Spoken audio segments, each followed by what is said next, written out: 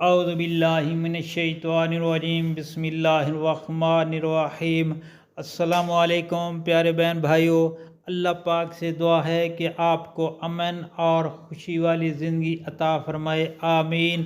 حضور نبی کریم صلی اللہ علیہ وآلہ وسلم نے ارشاد پاک فرمایا، جب کبھی کوئی پریشانی، مصیبت یا دکھ آئے تو یہ 3 دعائیں کثرت سے پڑھا کریں۔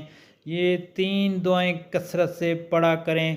نمبر 1، بسم اللہ الرحمن الرحیم، لا الہ الا اللہ العظیم الحلیم، لا الہ الا اللہ رب السماوات و رب الارض و رب العرش العظیم۔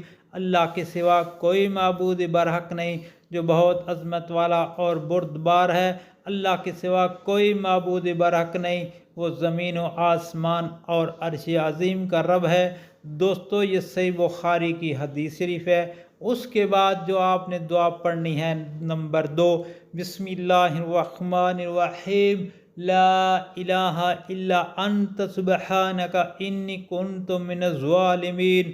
الہی تیرے سوا کوئی الہ نہیں، کوئی معبود نہیں، تو پاک ہے، بے شک میں ہی قصوروار ہوں۔